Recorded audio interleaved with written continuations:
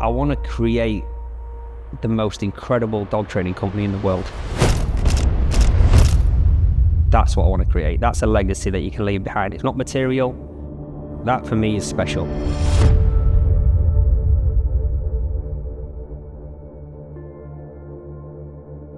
I was a 6-year-old kid and my granddad decided to buy me a dog called Sparky for my birthday. So that was my first dog. Never did I think at 6-year-old that I would be doing protection dogs around the world.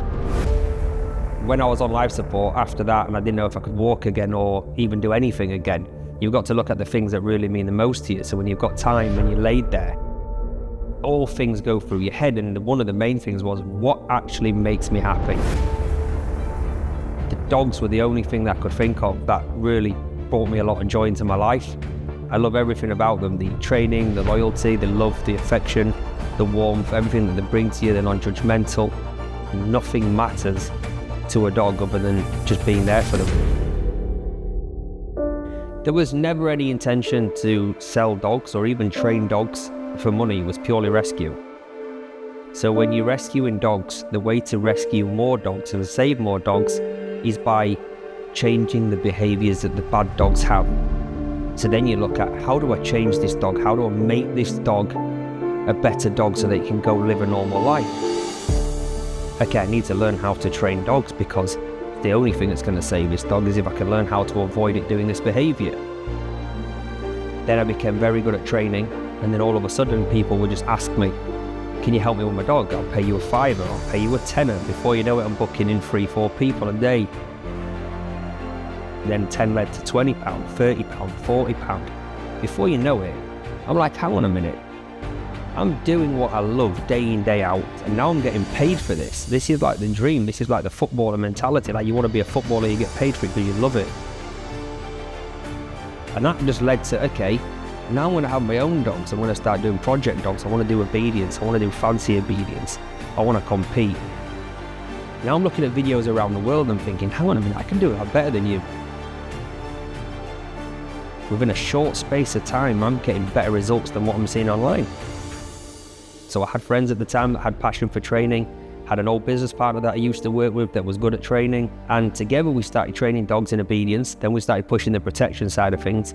Then we registered a company, and from that moment on, we started selling dogs. The first actual family dog we ever sold was going back many, many, many years ago, and I'm probably, I don't know, maybe 13 years ago, and it was a Doberman called Corso.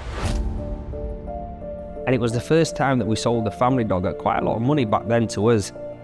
And he was like, why do you want a family dog? Why do you want a protection dog? And it was the same story as it is today. Nothing changes. But the ones that really get to you are the people that have had super bad experiences, that are sitting with you, that are crying their eyes out, that you can see the kids side, you can see the husband's side, you can see it's affected his work. And then you change that for them. You are the reason that's changed, because you're putting a dog there that gives them back the freedom that they deserve and that they've worked for. That's a special feeling. It really genuinely is. It's not even about the money at that point.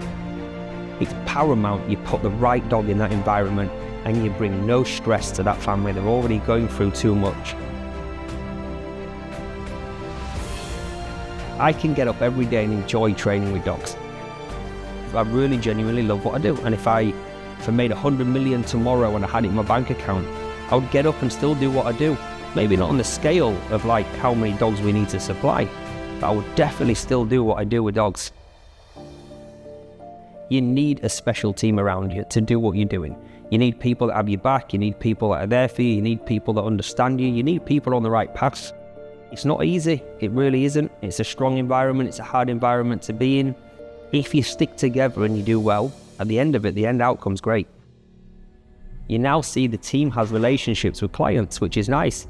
They're coming back from trips, talking about how fun it was with the client. They're talking to them on a personal level. We're getting advice off them. That's all the stuff I did. You know, the last 15 years, that's what I've been doing. Talking to clients, enjoying it. My mentality is always to push. Push, keep pushing, do better. You did great last year, okay, do better this year. If you do better this year, you can do better the year after. People are creating content round the clock, day in, day out. That is a massive, massive part of the business, and it's a big part of it.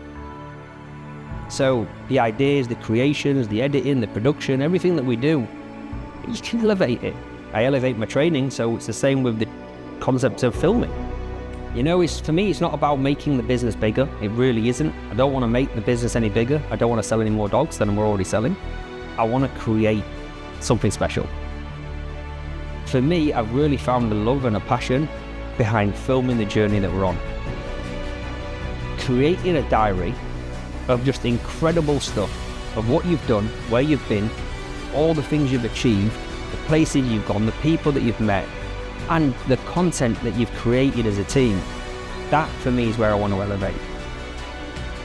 I want to create the most incredible dog training company in the world.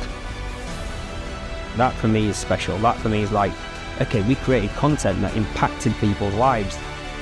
The people looked at it and went, that's immense, that's incredible. And also inspired some people that have come from nothing to do well. So to take that to the most ridiculous level you could ever take it, that's what would class success for me.